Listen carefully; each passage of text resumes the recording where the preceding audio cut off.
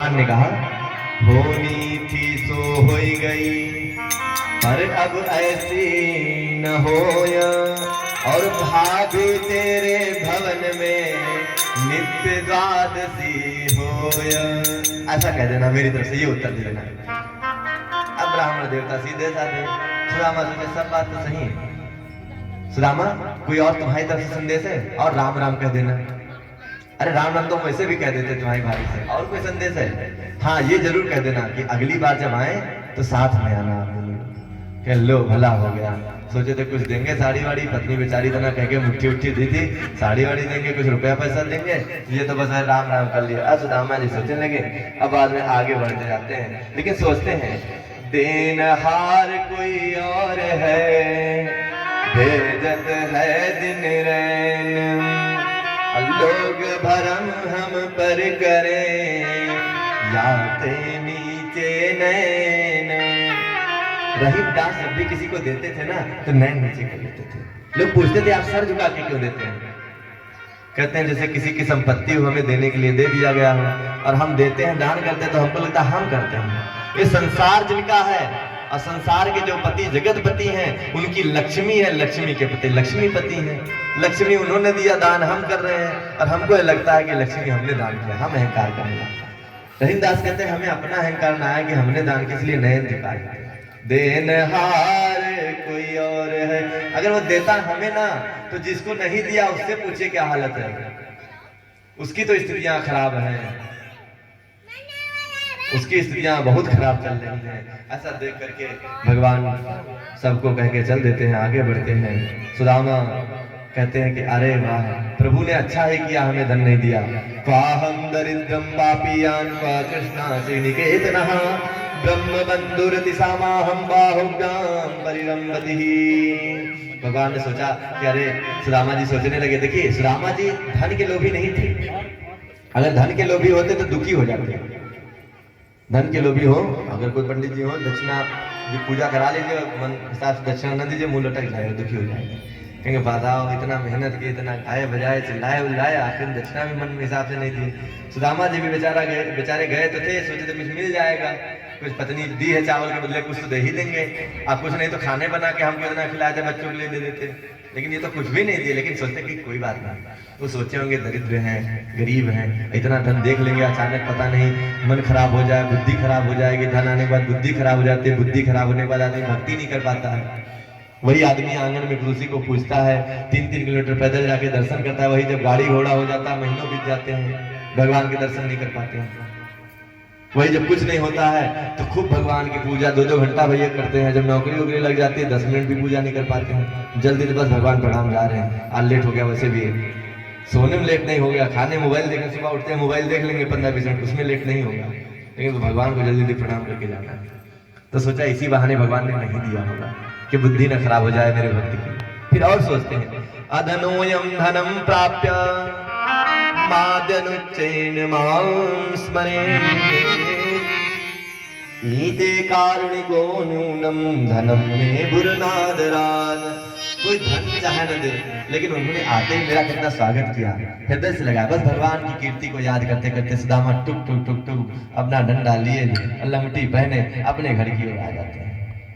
अब घर के पास जब पहुंचते हैं, बहुत बड़ी झोपड़ी की जगह अपना बहुत बड़ा राजमहल देखते हैं। एकदम ऐसा लगता है जैसे द्वारिका का महल फिर आ गया।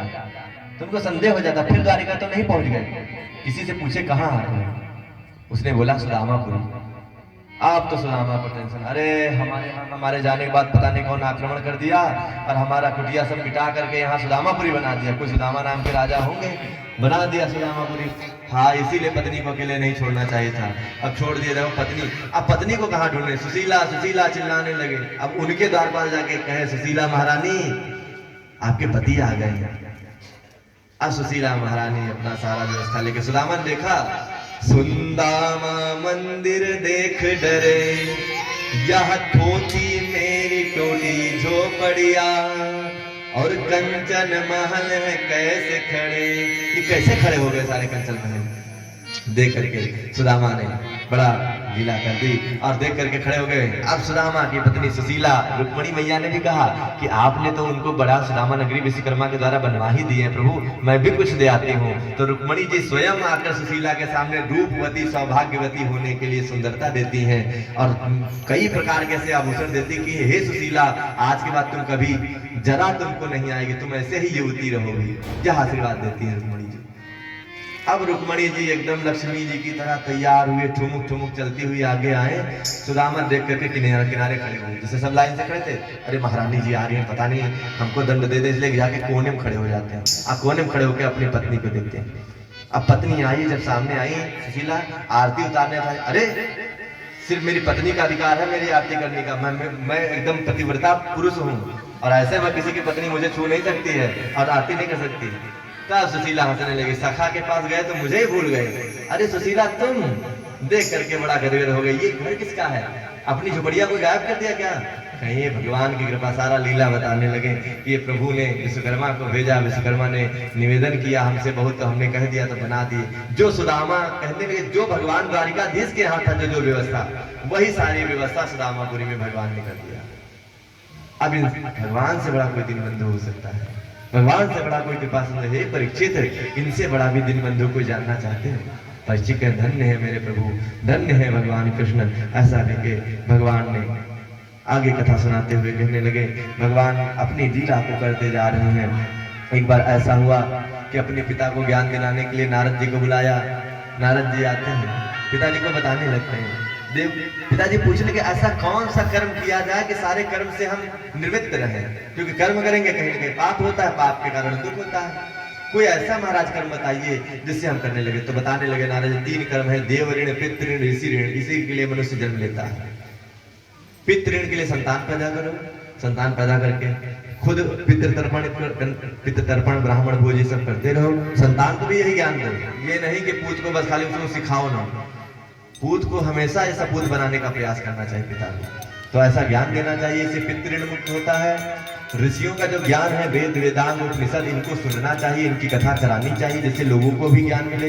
इससे ऋषि ऋण से मुक्त हो जाएगा। आज आप ऋषि ऋण से भी मुक्त हो करने का कार्य कर रहे हैं। पितृ ऋण से पितरों का कर ही दिए हैं। देव ऋण, यज्ञ आदि जब पूजा करने से, हवन करने से जो अग्निदेव हैं, जल देवता हैं, वायु देवता हैं, इनको सबको मिलता है, इससे देव ऋण मुक्त होता है। तो तीनों ऋण से जो मुक्त हो जाता है। हे वसुदेव, आपके यहाँ 2 ऋण तो मुक्त हो गया, आपने यज्ञ नहीं किया है, आप यज्ञ करिए। सूर्य ग्रहण का समय आया। अब वहां उद्धव जी ने कहा कि ऐसा है प्रभु, सूर्य ग्रहण लग रहा है और यह सूर्य ग्रहण सबसे बड़ा ग्रहण है। और सूर्य ग्रहण के समय जो कोई गंगा स्नान करता है कुरुक्षेत्र में, उसको बहुत पुण्य मिलता है। तो उद्धव जी के बात समझ में आ गई। इधर पांडवों ने भी कहा कि हमें चलना है कुरुक्षेत्र में, सूर्य ग्रहण लग रहा है, स्नान करना है। उधर ब्रज वाले भी कहने लगे जाके नंद बाबा से कि सूर्य ग्रहण लग रहा है, चलो हम लोग स्नान करके आते। सब कुरुक्षेत्र चल देते हैं। इधर भगवान चल दिए, उधर वो चल दिए, सब मिलते हैं वहां जाकर के। रास्ते में क्या देखते हैं, भगवान की एक और दीनबंधु की कथा सुना रहे हैं। रास्ते में अरे छत्रपति महाराज राजाधिराज आ रहे हैं, सबको हटते जाइए, सब सैनिक हटा रहे हैं। आगे सुदामा सीदामा को पता चला, अरे कृष्ण आ रहा, अपना कन्वा आ रहा, अपना कन्हैया आ रहा है। सैनिकों ने ढकेलने लगे। अरे सैनिक क्यों ढकेल ले होंगे, तुमको पता नहीं तुम्हारे जो आ रहे हैं उनके बाप खड़े हैं। अब जाके सैनिक कहेंगे, अगर मेरे प्रभु की आज्ञा होती तुम्हारा सर काट देते। जाके प्रभु से बताने लगे, प्रभु तुम्हारे बाप आगे खड़े हैं। कहीं कौन बाप खड़े? ये भाषा तो वही यूज कर सकते हैं जो ब्रज वाले हैं। भगवान कहे तुरंत दौड़ पड़े और जाकर के मधुमंगल श्रीदामा अलग है, सुदामा अलग, श्रीदामा इन सबको गले से लगा करके अब बहुत प्रेम के साथ पहुंचे। गोपियां सब इतने दिन बाद नंद बाबा मिले, यशोदा मैया मिलने लगी, रेवती जो थी उनसे मिलाने लगती, परिचय कराने लगती। देवकी वसुदेव वहीं जाकर के मिलते हैं कुरुक्षेत्र में, वहीं सब लोग मिलते हैं, आपस में मिल होने लगता है, परिवार का संबंध बनता है, सब पोते नाती पोते सबसे मिलने लगते हैं। अब इस प्रकार भगवान गोपिकाएं रोने लगी, राधा जी आने लगी, तुम बहुत चलिया, कितने दिन में कहे थे, कितने दिन लगा दिए।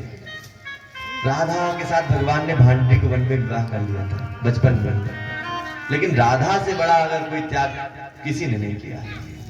वो राधा है जो भगवान कृष्ण को ना पाते हुए, राधा भगवान की योग माया है, भगवान से अलग नहीं है। भगवान के अंदर भगवान ने आविर्भूत ज्ञान दिया और ज्ञान देते हुए भगवान को ज्ञान दिया, भगवान ने ज्ञान देते हुए समस्त गोपिकाओं को अपने अंदर समाहित कर लिया।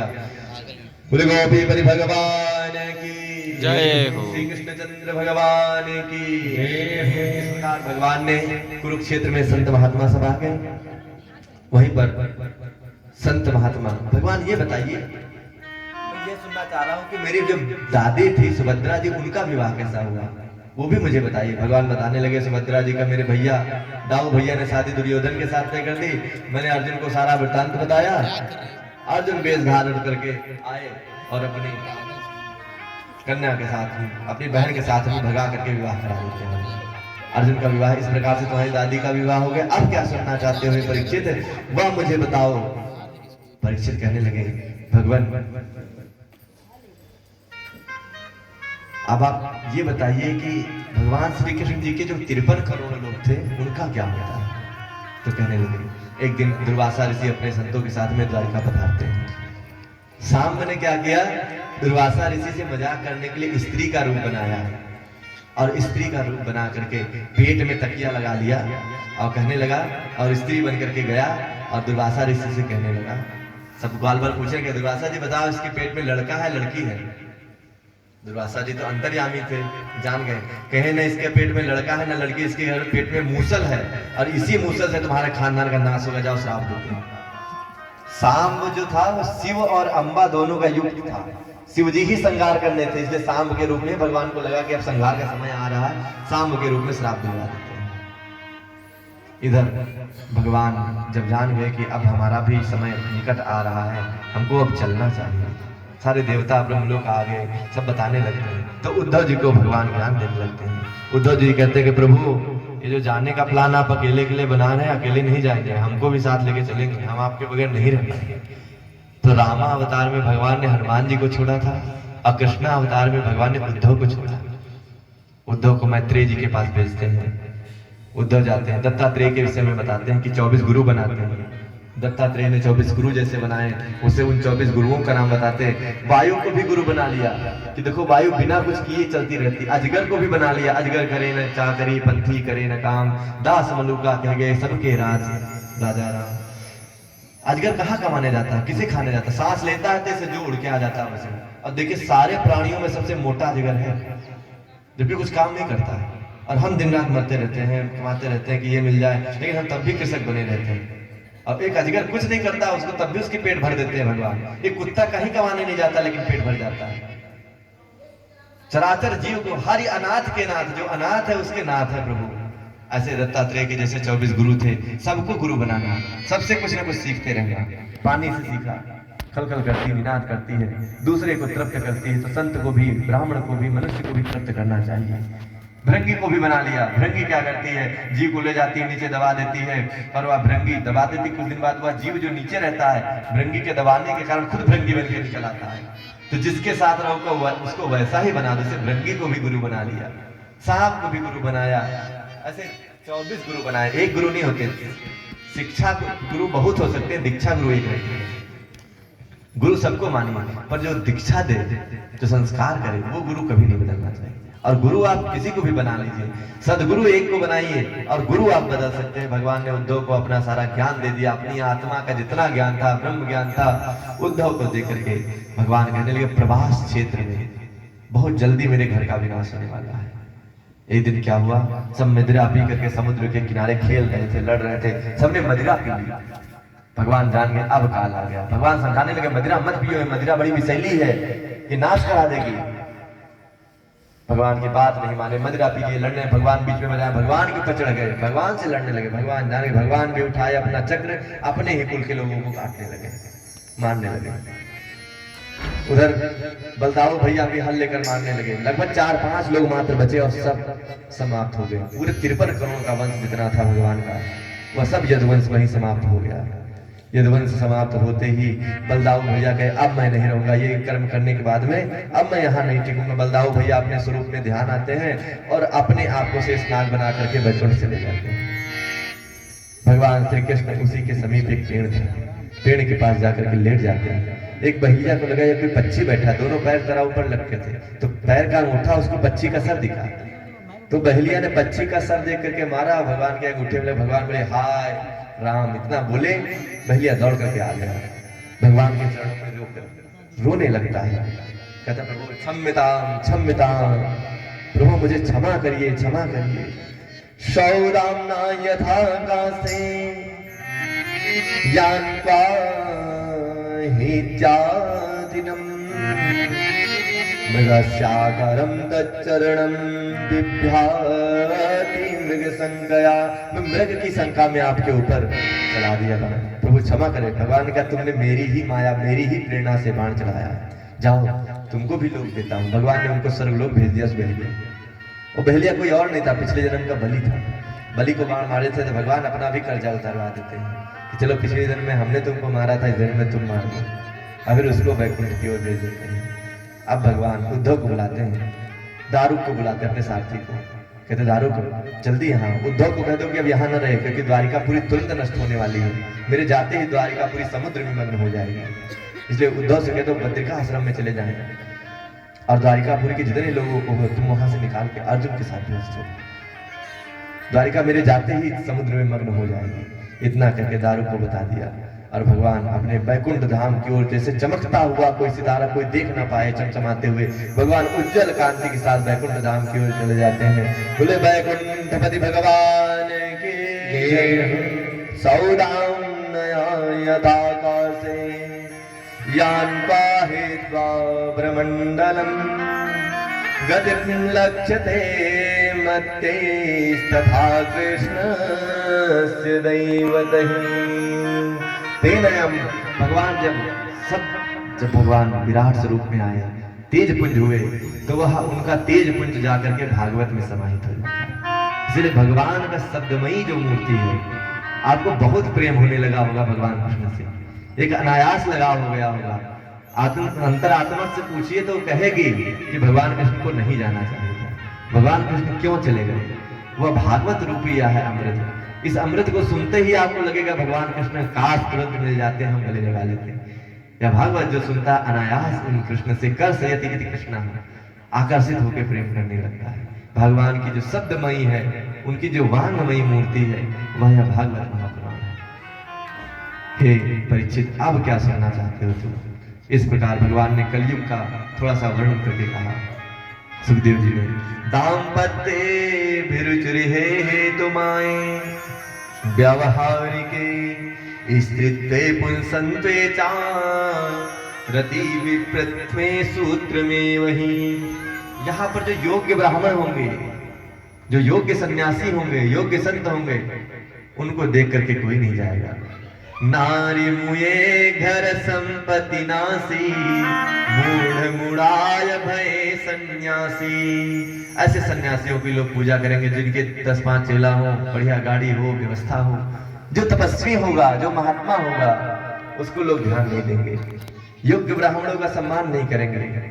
और जो ब्राह्मण दैनिक दिनचर्या में खान पान करने वाला होगा, दिखावा करने वाला होगा, वैदिक परंपरा को ना मान करके मनोन्मुखी होकर पूजा पाठ कराएगा, भगवान को प्रसन्न न करके सिर्फ यजमान को प्रसन्न करना चाहेंगे, ऐसे यजमान बहुत उन ब्राह्मणों से प्रसन्न है। ठाकुर सुहाती बोले, जो यजमान के लिए जो अच्छा लगे वो शब्द बोले, कभी उनको न्याय की बात ना कहें, उनके प्रति चापलूसी करे, ऐसे ब्राह्मणों को घर में जगह अच्छे स्थान में मिलेगी। ऐसे ब्राह्मण समाज में पूछे जाएगा। स्त्रियां स्त्री पुरुष वर्ण संकर में विवाह करने लगेंगे, एक दूसरे से जाति पाति सब अलग छोड़ देंगे, धर्म भ्रष्ट होने लगेंगे और संतानें वर्ण संकर होंगी। और कुल में जब इतना कलयुग बढ़ जाएगा, जब समझ लीजिए 9 साल की कन्या गर्भवती होकर जन्म देते, उस समय कलयुग की चरम सीमा आने लगेगी। लोगों की आयु 24 साल से मैक्सिमम बचेगी। कलयुग का जब यह स्वरूप आएगा तो एक भविष्यवाणी भी करते जा रहा हूँ। संभल ग्राम मुख्यस्य ब्राह्मणस्य महात्मनः भवने विष्णु यशसः कल्किः प्रादुर्भविष्यति। संभल ग्राम जो इस समय मुरादाबाद है, वहां पर मुरादाबाद यूपी के जिले में, मेरठ के पास में, वहां संभल नामक तहसील में भगवान विष्णु यश नामक ब्राह्मण के घर में जन्म लेंगे और वह कल की रूप से विख्यात होंगे। सांवले रंग के होंगे, सफेद घोड़ा होगा उनका, तलवार लेकर के दुष्टों का संहार करेंगे और फिर वहां से भगवान मरु और देवापि नाम के जो चंद्रवंशी सूर्यवंशी दो राजाओं को ढूंढ के निकालेंगे, फिर पुनः भगवान सतयुग की स्थापना कर देंगे। यह कल की अवतार का भविष्यवाणी सुखदेव जी करते हुए जाते हैं। सुखदेव जी ने कहा, अब परीक्षित बताओ क्या सुनना चाहते हो। तब तुम राजन मरिष्येते, मैं अब जा रहा हूं, मेरा काम हो गया। अब सुखदेव जी भी जाने लगते हैं। तुरंत परीक्षित जी चरणों में लिपट करके कहने लगते हैं, प्रभु तब तुम राजन मरिष्येते पसुर बुद्धि मीमां जहि न जाता प्राग भूतोद्य देव तुम नानंगसी। हे महाराज, आप अभी हमें क्यों छोड़ के जा रहे हैं? मैं कल मर जाऊंगा और आप अभी छोड़ के जाए। मेरे मरने के बाद डांटा परीक्षित को, मूर्ख हो, इतनी देर से हम कथा सुना रहे हैं, आत्मकथा सुना दी पूरी, तुमको आत्मज्ञान दे दिया, फिर भी तुम मरने की बात कर रहे हो। तुम मरोगे अब।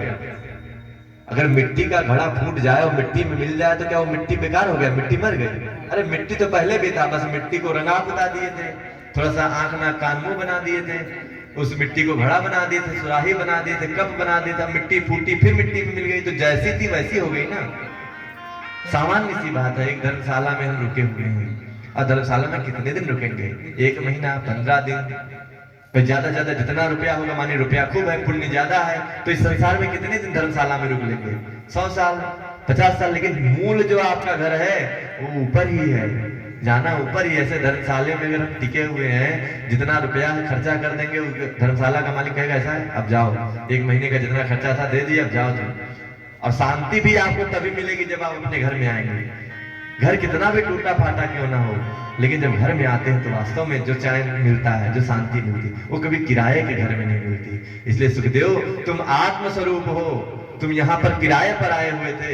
ये किराए का घर था, ये किराए का संसार है, यहाँ से तो तुमको जाना ही था।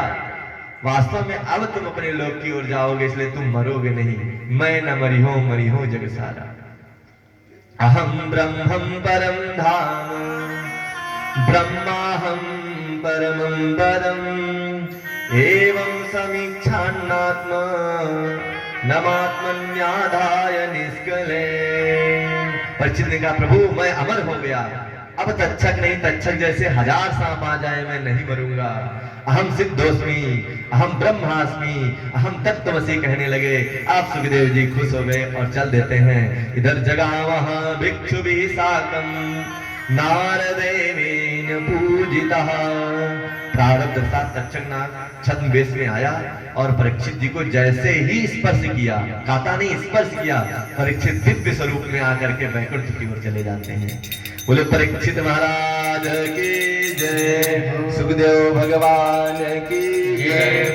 इस प्रकार परीक्षित के पुत्र ने जन्मेजय ने नाग यज्ञ किया। नाग यज्ञ के कारण जब सारे नाग जलने लगे तो तक्षक जाकर इंद्र के पास लपट गया। इंद्र ने, उस समय आस्तिक मुनि थे, आस्तिक मुनि से कहा यज्ञ रुकवा। यज्ञ रुकवाया गया। इसलिए कोई व्यक्ति सर्प देखे और सर्प देखते ही आस्तिक आस्तिक बोलने लगे तो सर्प चला जाता है, कभी काटेगा नहीं। भयानक से भयानक सर्प हो आपके सामने आ जाए, कभी न मारिए। और उसके सामने खाली आस्तिक आस्तिक आस्तिक बोलने लगी, तुरंत वो अपने रास्ते चला जाएगा। अब यह श्लोक विशेष रूप से आप लोग भूलिएगा। यह भागवत महापुराण के 18,000 श्लोकों में, 335 अध्यायों में, 12 स्कंधों में, या एक पहला श्लोक सच्चिदानंद रूपाय विश्वोत्पत्त्यादि हेतवे। बोले सच्चिदानंद रूपाय विश्वोत्पत्त्यादि हेतवे तापत्रय विनाशाय श्री कृष्णाय वयं नमः। अब यह श्रीमद् भागवत पुराण का अंतिम श्लोक है, इसको अवश्य बोलना चाहिए। नाम संकीर्तनम यस्य, नाम संकीर्तनम यस्य सर्व पाप प्रणाशनम, सर्व पाप प्रणाशनम, प्रणामो दुख समनस्तम, प्रणो दुख समनस्तम, नमामि हरिं परम, नमामि हरिं परम। नाम संकीर्तनम यस्य, नाम संकीर्तनम यस्य सर्व पाप प्रणाशनम, सर्व पाप प्रणाशनम, प्रणामो दुख समनः, प्रणामो दुख समनः, तं नमामि हरिं परम, नमामि हरिं परम। नाम संकीर्तनम यस्य, जिनके नाम के संकीर्तन का जो फल है, सर्व पाप प्रणाशनम, समस्त पापों का जो प्रणनाश कर देता है, समस्त पापों को जो दूर करता है, प्रणामो दुख समनस, मैं उन भगवान को प्रणाम करता हूँ। नमामि हरिम पदम, उन हरि के चरणों में बारंबार नमाम है, प्रणाम है। अब भगवान का संकीर्तन करते हुए आज की कथा का यही विश्राम, और आगे आचार्य जी आपको सांकेतिक रूप से जो होगा बताएंगे। हम भगवान का संकीर्तन करते हैं। ओम हरे